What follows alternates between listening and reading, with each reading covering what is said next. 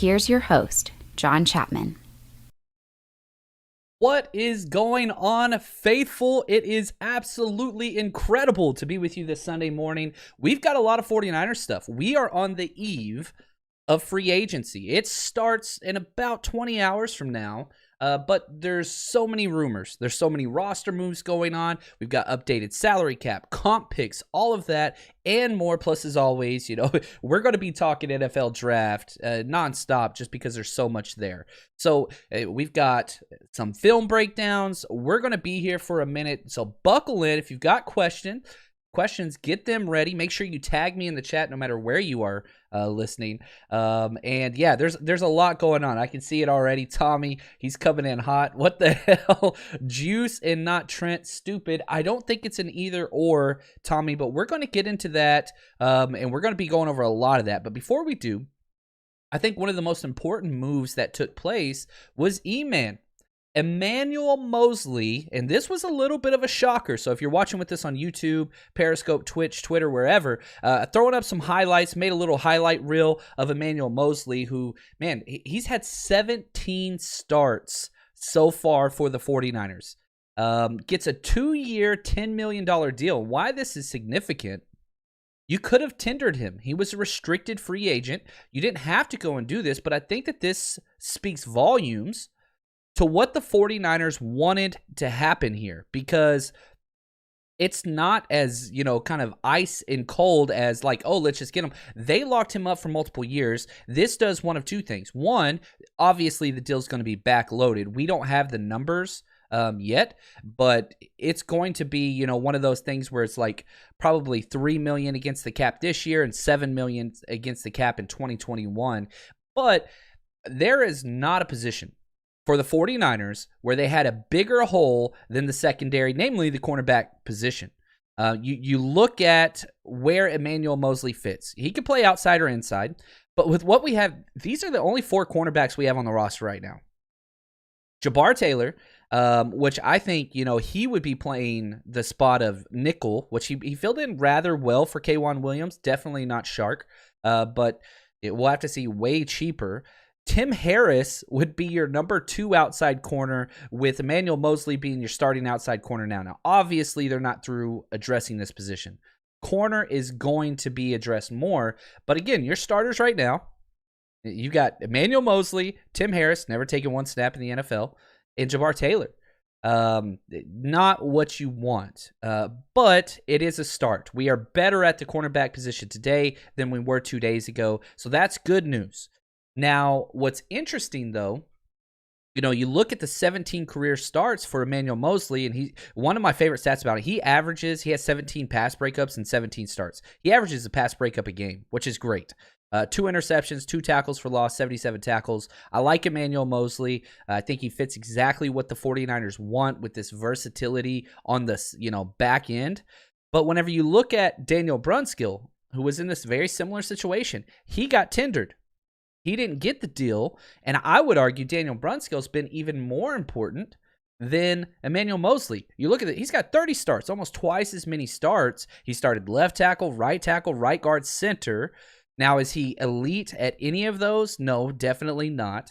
The best situation possible would be for Daniel Brunskill just to be your utility backup, get him out of the starting lineup.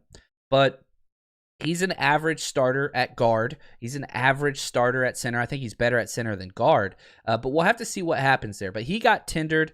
He did not get the same type of contract deal that Moseley got. So it's just kind of interesting. Now, the rumors last night, if you guys were up late, I wasn't. But I woke up to some midnight John Lynch, the GM of the 49ers, tweets. He tweeted out, and I quote, "I'm thirsty. Niners fans, you want some juice." So there you go. No deal has been made yet, but per Ian Rappaport, who was just on NFL Network, said that the 49ers are doing everything that they can to get not only Kyle Juszczyk, not only Trent Williams, but also Jason Verrett all signed within the next 24 hours. Because the way that the NFL free agent starts tomorrow, Monday, no NFL teams besides your previous employer, the 49ers in these cases, are allowed to negotiate with these players currently. Tomorrow, that opens up. All 32 teams can reach out, make offers, all those things. So I wanted to get this podcast out today because tomorrow's going to be bananas. We'll be back as soon as, a lot of the top names are going to be announced tomorrow and the next day. That's usually the way the NFL goes. But if you can get those deals locked up today, and there's not a player in the NFL that doesn't have red flags, but these three, there are some issues. Kyle's 30 years old. He's fullbacks. Half the teams don't even use that position. Jason Verrett missed several seasons with injury before he rebounded last year. Trent Williams, you say the same thing. But the things that I do know, and I understand how people are like, do not pay Trent Williams. Do not pay Trent Williams. If you can get, I think there are 3 premium positions in the NFL that stand above everything else. Quarterback, obviously. Edge rusher, obviously. Then tackle. You could argue Trent Williams was the best left tackle in the entire NFL last year. So you have a scheme fit, you have a position fit, you have a value fit. Yes, you're betting against injury, but you remember Trent had 2 years off, and he looked awesome last year. So I would love to have him. Absolutely love to have him. So again, Moseley gets signed. Daniel Brunskill gets tendered. That's great. Looks like Kyle Juszczyk's going to be brought back. I do love what Joe Lenta, Kyle Juszczyk's agent, he said this morning, quote, "I would like Juice too, but it's expensive this time of year. Fighting to get that money, but I do think Juice, it's happening. That deal's, there is no way as a general manager you put that tweet out, he was probably drinking late at night, whatever else, and then not sign that guy. That's just egg on the face. Now, nothing's been said about Trent. They're trying to get something done, but Kyle Juszczyk's coming back. I feel more confident about that now more than ever. We'll have to see on Jason Verrett. I'd say Jason Verrett is the least likely of the big 3 to sign. I think that he is going to test the market, but my guess, Chapman prediction, Juszczyk's getting signed today, I'd say probably 95%. I'd say Trent Williams getting signed today, probably 80%. And then I'd say Jason Verrett, man, you're talking maybe 50 to 60%. I hope we get all 3. I really, really do. But not looking like that is going to happen. Now, as we keep going through and, just talking about all these different players, we got a gift. Weston Richburg, whom a lot of people get upset. I get it. We paid him a lot of money. He came in, never got healthy, whatever else. He gave the 49ers a gift back. He really, really did.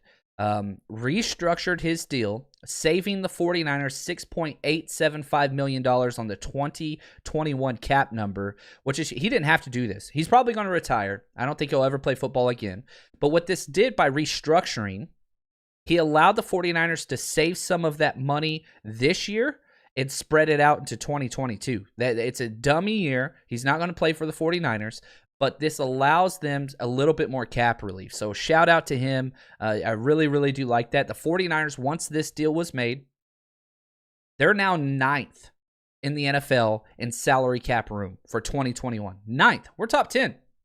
Now, this does not take into account Emmanuel Moseley's contract. The details haven't come out, so we don't know how much that counts against 2021 cap. But before that deal, the 49ers are top 10. And usually teams that are in this range, not good teams. The 49ers are a damn good football team. I understand 2020 sucked with the injuries and whatever else. I don't care.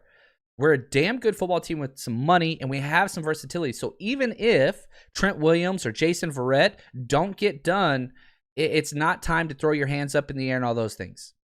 This is a weird, weird year. And it's just bananas with, different teams are going to have different philosophies, but there's going to be some bargain deals out there on the free agent market. No doubt about that. So don't overreact to all of the free agency frenzy, and whoever makes all the big signings doesn't mean that they're winning free agency. So don't fall down that rabbit hole, because it ends poorly.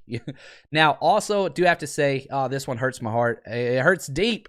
Ronald Blair, one of my favorites out of Appalachian State, he was cut.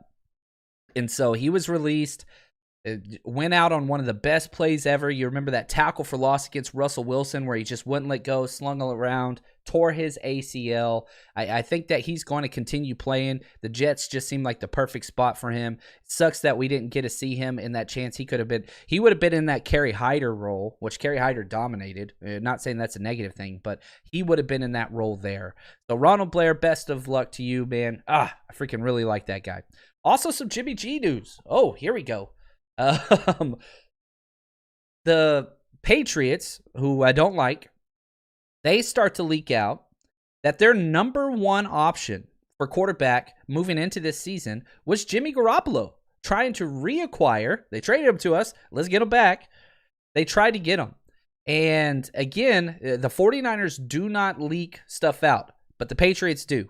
And they leak it out whenever it benefits them. That's kind of what Belichick's always done. Evan Laser, one of the Patriots beat writers and big-time podcaster over there, the quote that came out was, quote, Jimmy G isn't available right now.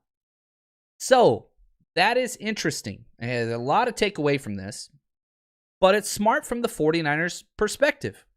There's no way they're going to gamble, trade away Jimmy now, even though I think his stock value is as high as it's going to be now. I understand the anti-Jimmy people. I get it. I understand it. But let's say you trade away Jimmy Garoppolo for a third-round pick. Okay, fine, second-round pick if you think you could get that for him. That's fine. But then you don't get a quarterback in the draft. What if all 4 or 5, if you consider Mac Jones, go top 10? It's going to be a crazy draft. Then what's your season look like?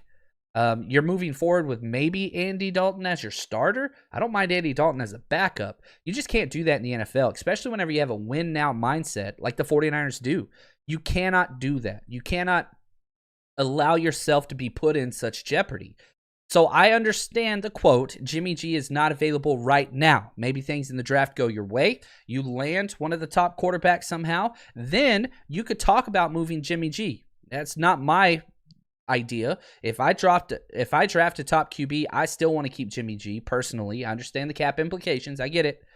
But then maybe you could trade him if you got a great offer. But I think the 49ers did this one right. I really, really do. Now, how did the Patriots respond to that? They go out and they re-sign Cam Newton. Now, there is no way Jimmy Garoppolo ends up in New England. It's a 0% chance. There is no way if you're the Patriots, you pay, I think it's like $14 million to Cam Newton, then spend draft capital to trade for Jimmy Garoppolo, who's $24 million, and you have these 2 veteran quarterbacks that are opposing schematic kind of the way they play. There's no way. So now the Patriots are out. You don't have that movement anymore or that backup option, which hurts. You wanted that.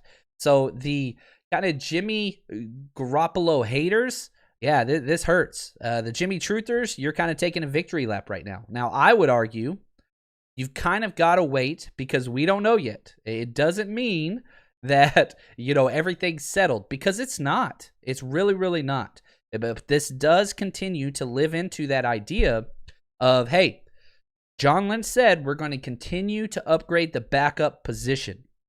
That is what is key here. And that kind of, whether you agree with them or, he has to say that, whatever else, doesn't matter.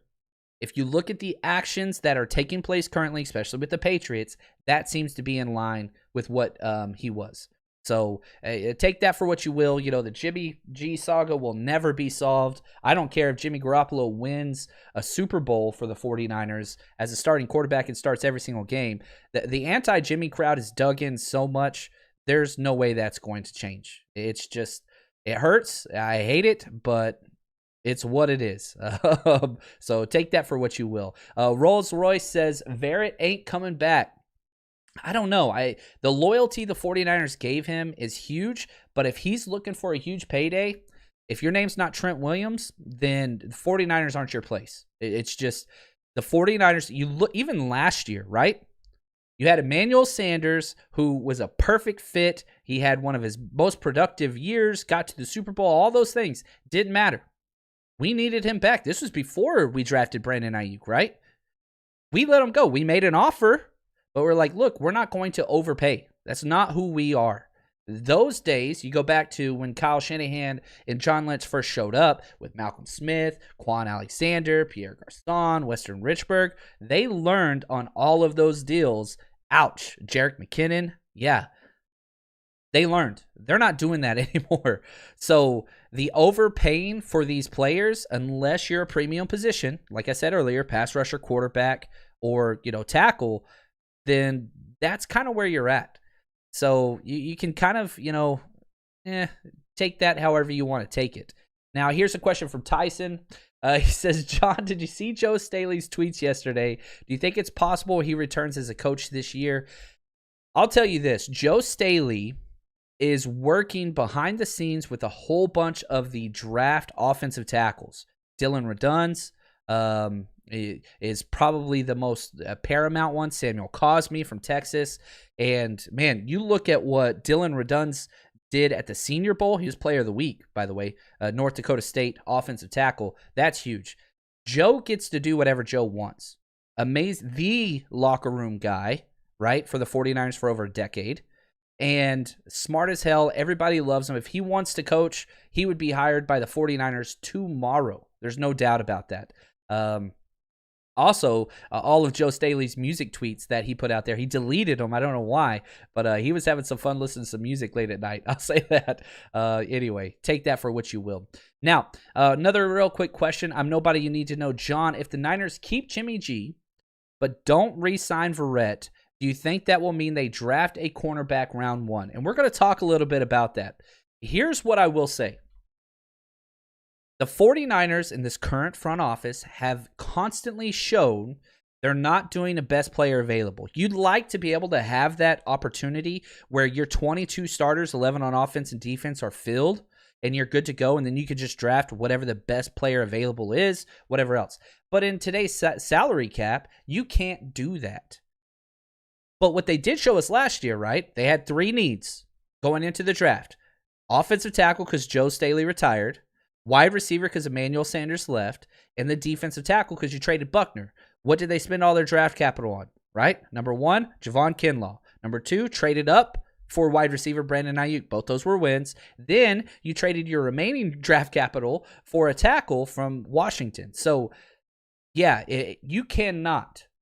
And one, I'll say this. I don't think free agency, especially at the cornerback position, is relegated only to Jason Verrett. So, it's re-sign Jason Verrett or you draft a corner. I don't think it's that extreme. There's a lot of corners in this draft. Patrick Peterson, William Jackson III, who's I think is my personal favorite just because of the scheme fit, the upside, all those things. I want Verrett, but outside of Verrett, William Jackson III, I really, really like. I remember grading him out of Houston.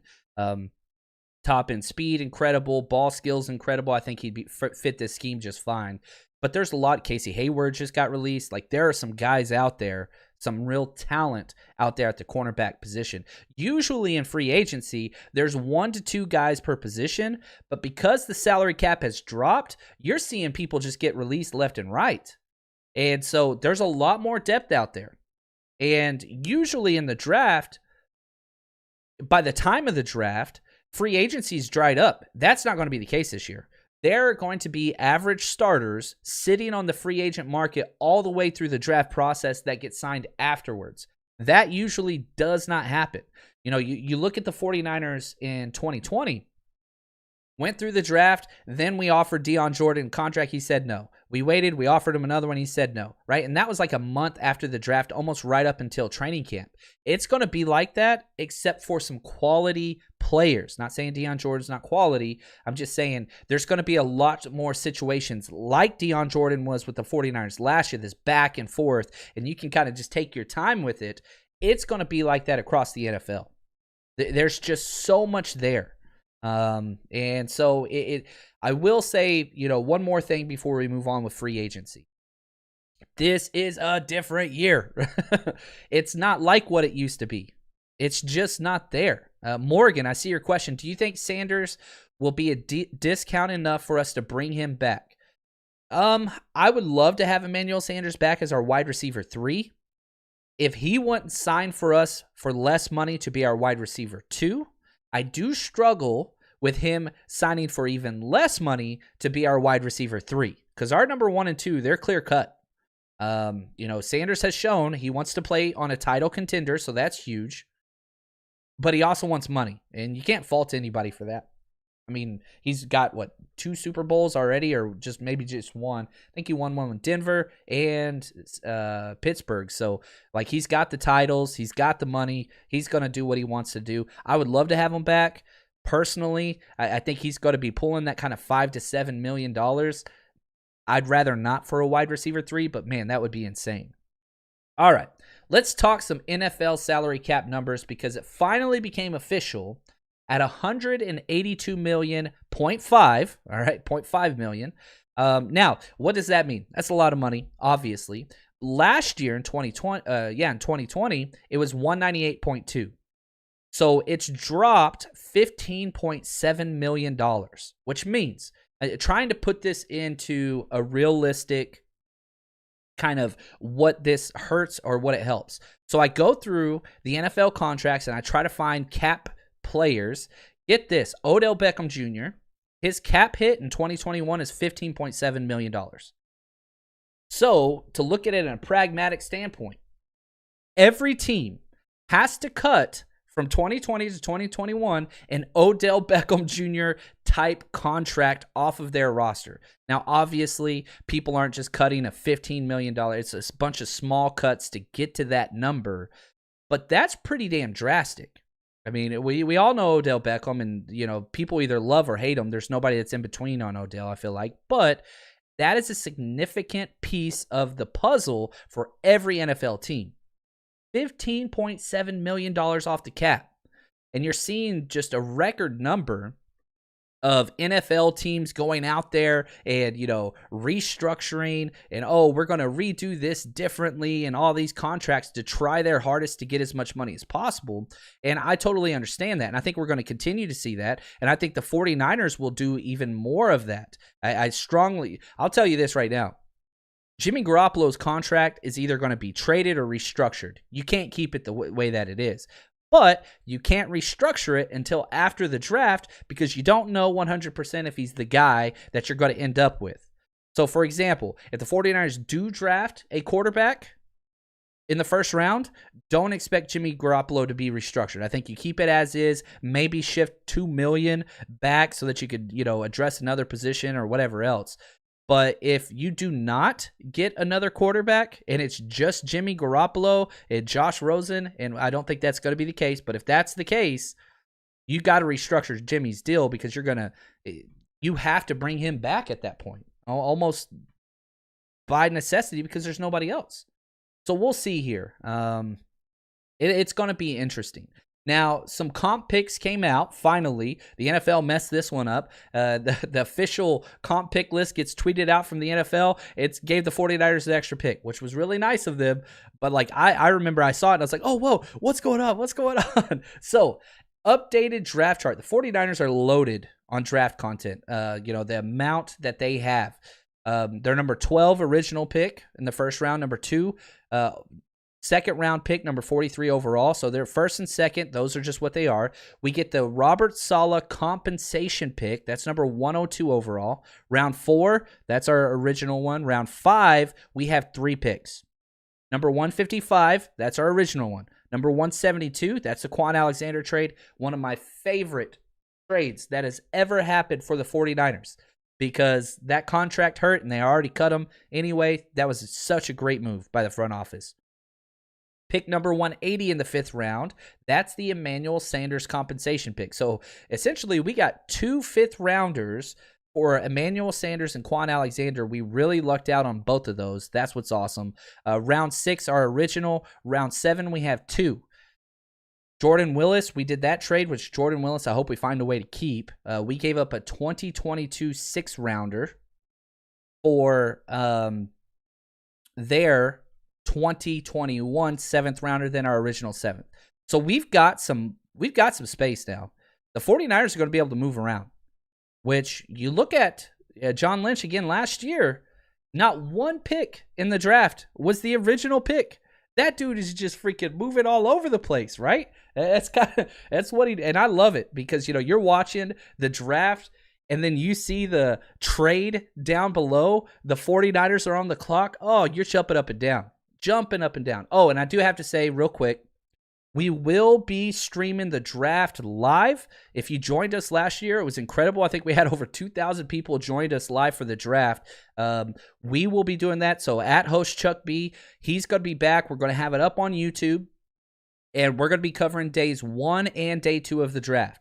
So whether you have ESPN, NFL Network, whatever, it doesn't matter. Have that on your TV.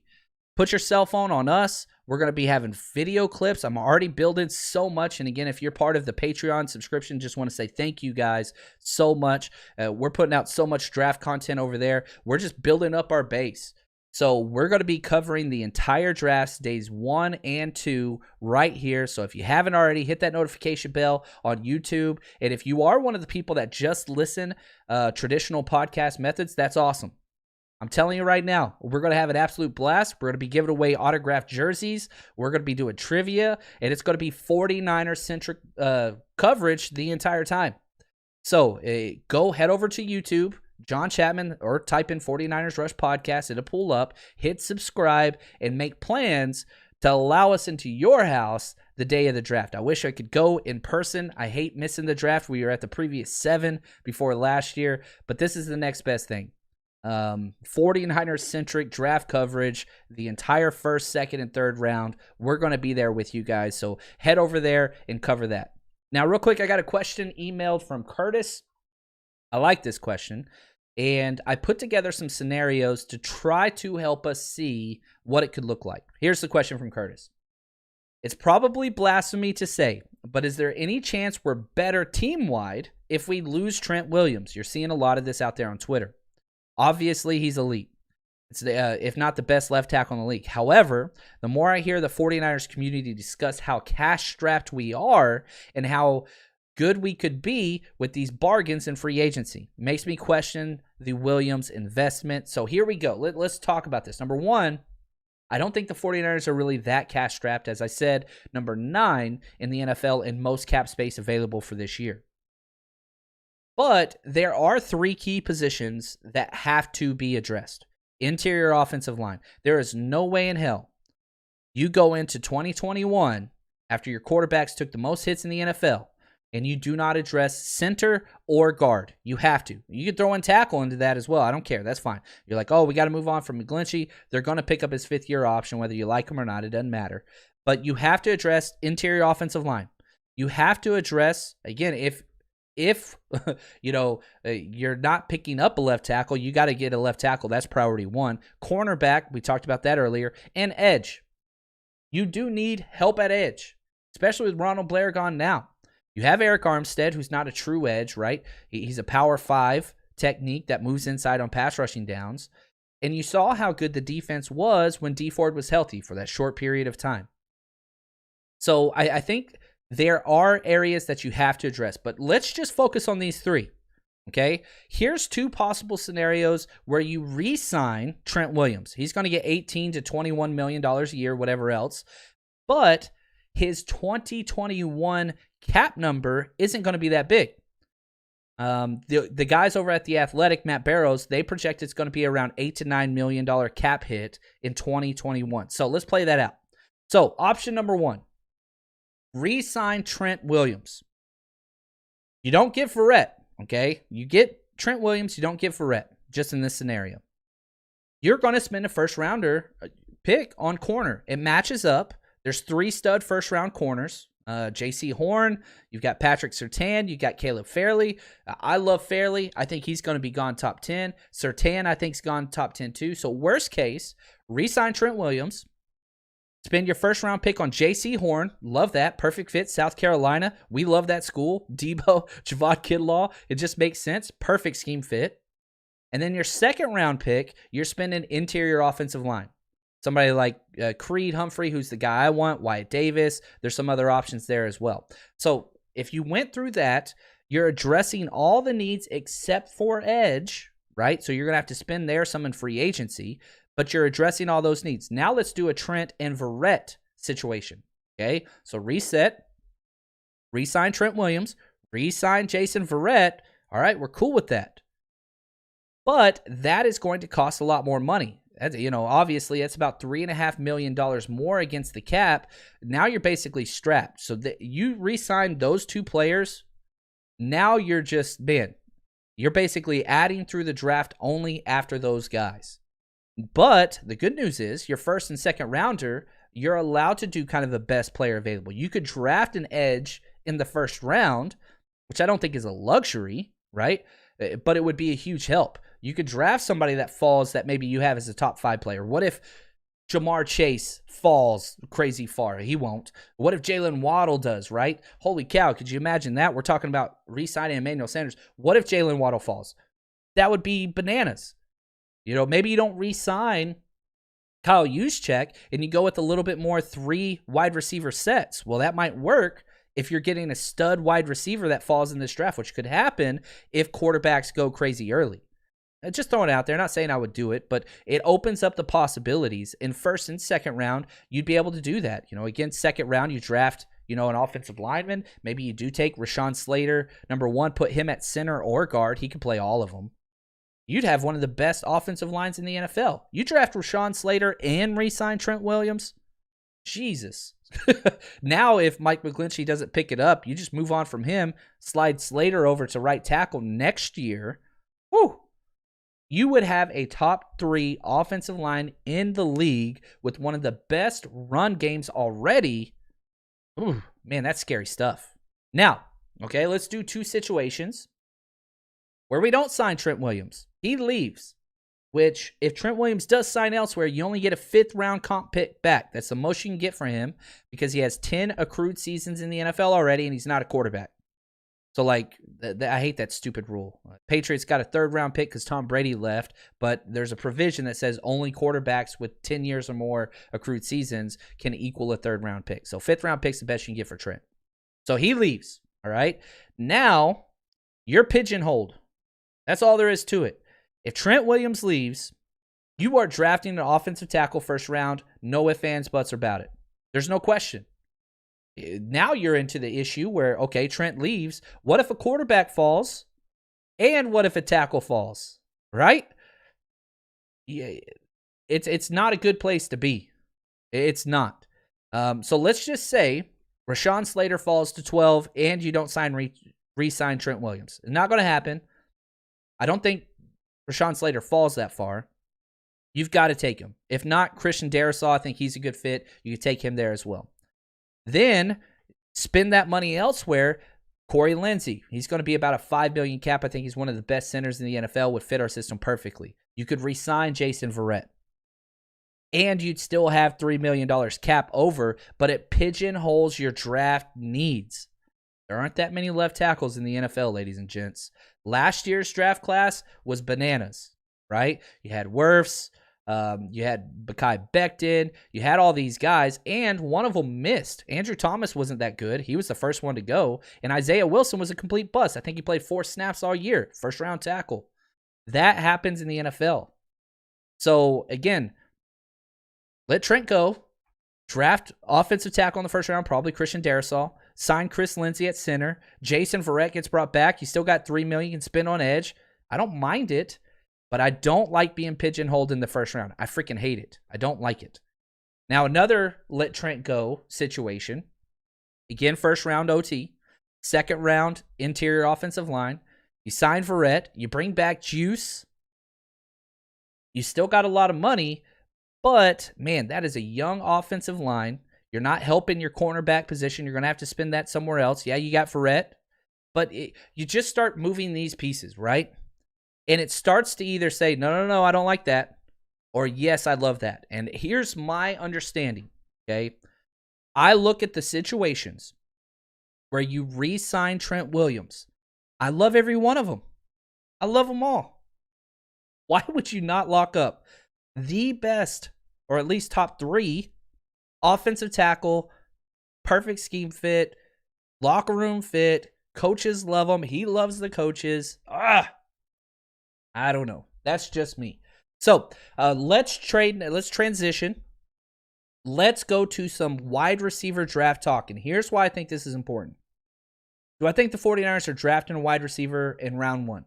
No, I don't. I don't think it's going to happen. But Kyle Shanahan has spent more draft capital at this position than any other position combined. I mean, he's spent like crazy.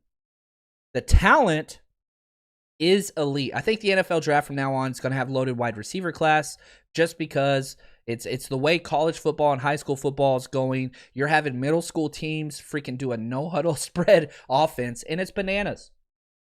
So I think we're going to keep having these guys. I think there are 3 premier guys, probably going to be 6 first-round wide receivers. We need to understand who they are just in case they fall. What happens if Jamar Chase falls? I want the 49ers to at least think about getting this guy because I think he's that damn good. So let's jump to the film. Let's do this. Let's see some Jamar Chase's, my wide receiver 1. My comparable player for him, he's Andre Johnson / Steve Smith. That's how good this guy is. 6'1", 208. And again, you go back. He opted out in 2020. You hear that all the time in this draft class. He was the best wide receiver on the LSU championship team with Justin Jefferson, who was just one of the best rookie seasons at wide receiver ever. He was better than him by a lot. So here we go. Here's Jamar Chase. Where is he? Here he is. Ooh, nice post outside. There you go. He got the separation. Oh, putting the ball up on him. Oh, my gosh. Just abusing this dude. Oh, my gosh. It's one of those things. Some wide receivers have to be wide open to be open. This isn't him. 50-50 ball extraordinaire. Again, against A.J. Terrell. And you can see how he's gaining separation through his route. Nice recovery there by A.J. Terrell. But just see how he plays the ball in the air. And then just the chill slide. Adjusts late, gets hands up late, catches, undercuts. He's in control the entire time. Ooh. Kid's 19 in this. It just doesn't make any sense.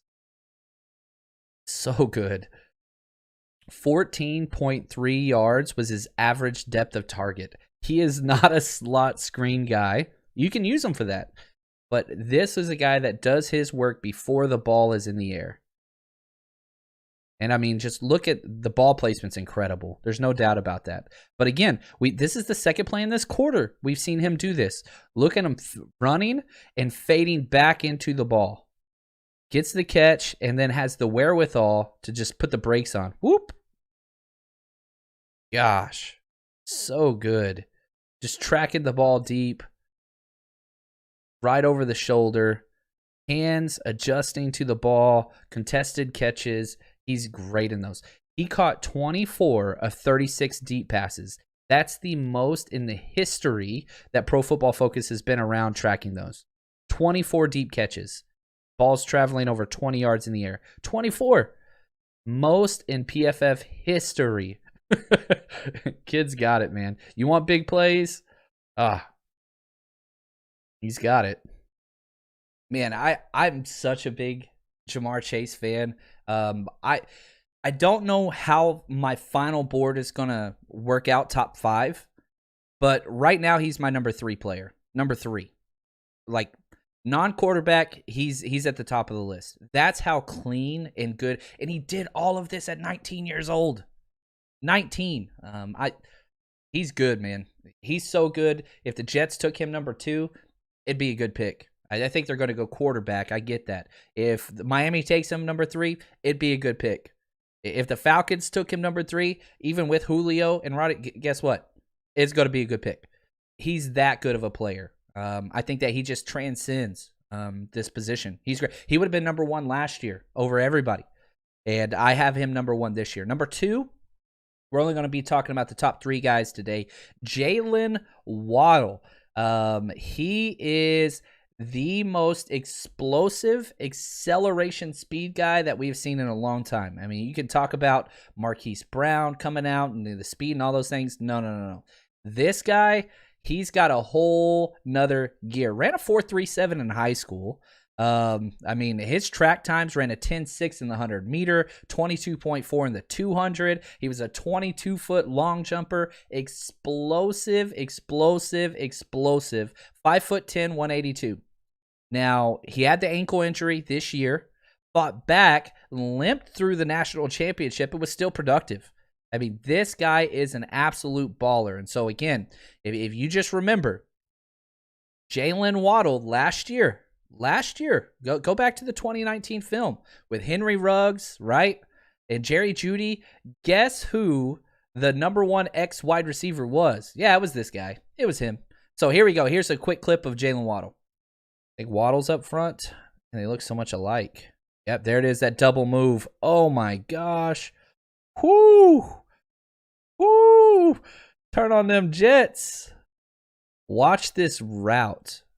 There's so many good things here by Waddle, but watch the nuance in his route, okay? Eats it up. The post route, right? He's reading this corner, or sorry, this safety. When the safety catches down, look how he's selling it with his head and his hips. He's going to post and replace where he was. Boom. Get to where he was. Straight up field. The post go. Boom. And you see the different. Watch him change gears. Yeah, he comes out of his stance, not like he always does. He's in third gear. He's not flying. 75% of speed. That's all he's got. Then he's going to make his break. Then it's Jets. I mean, you could just see another gear. Look at the separation that is created outside of the second break. Jogging, first break, second break, gas. Freaking just flies. I mean, look at this. He had to slow down to catch this ball and come back for it. They think they're going to catch him, but that acceleration is different. Man, what a play by Jalen Waddle. Whoo, that route. Man, he sold it so good. Whoo. I could watch this 20 times in a row. Inside, boom, gone. Yeah, y'all going to catch me? Good luck with that. To the house. You know, one thing that's crazy, one of my favorite stats about Jalen Waddle, 673 yards of his 1,100 over the past 2 years, all after the catch. Yards after the catch. That's what this guy brings. I don't think there's any doubt who Kyle Shanahan would want, but I don't think he's going to have access. But, hey, Jalen Waddle could fall to 12. I don't think he will, but he could fall. If quarterbacks go early, yeah, and that's the thing whenever you're talking about Waddle, yards after the catch guy. There's nobody that values that stat more in the NFL than Kyle Shanahan.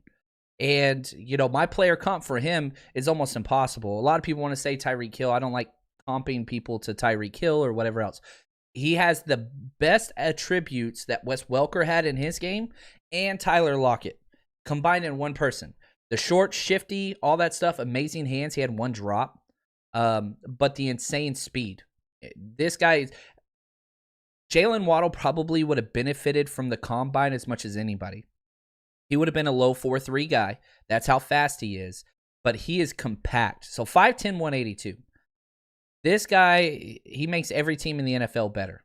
That's just all there is to it. And then the last guy that we're going to talk about today, Devonta Smith, the Heisman Trophy winner. He's my number 3 guy, and he's weird as hell. He doesn't make any sense. We've never had a player like this in the NFL. 6'1", 170. Okay, so Jalen Waddle, 5'10", 180 is small.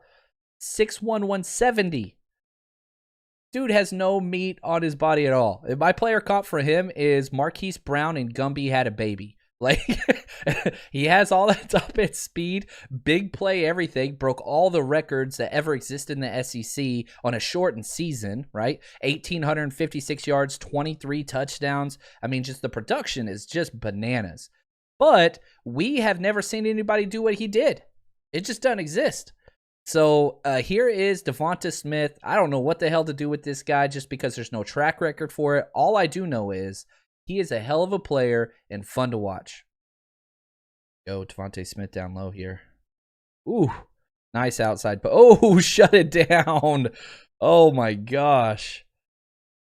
You can talk about how light he is, and I understand that. But you see the movements he makes at the top of his routes. Watch him shut this down. Whoop.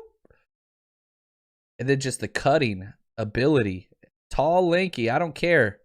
This dude's got elusiveness, size, and the way he attacks the ball. That body, 6'1", long, lean, and just freaking fights. He doesn't fight like he weighs 170 pounds. Whew.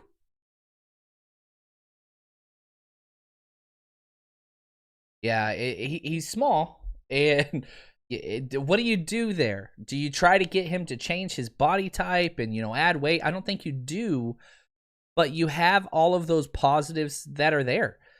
It's nuts what he did. I mean, and this guy was fighting to get onto the field as a freshman, just like Waddle was, with a lot of great wide receivers out there. These guys are talented. There's no doubt about it. Is it a priority for the 49ers? Hell no, it's not. You're looking for a wide receiver 3. We did see the 49ers offense completely shut down when Debo or Ayuk were out. Now, obviously, there were a lot more people out. You had a backup quarterback. You didn't have Kittle, whatever else. But that has hamstrung Kyle Shanahan big time. When he doesn't have his toys, his play calling reflects that. And he's not just going to keep calling the same plays with other guys. Do I think the first round's where you should go? No. But you have to put the time in to understand where these guys stack up, because if somebody does slip to 12, we've seen crazy things. DK Metcalf fell to the second round. Everybody's like, oh, blah, blah, blah, whatever else. No. It happens. It happens, right? We didn't think we were going to have an option at CD Lamb last year. We did. We passed.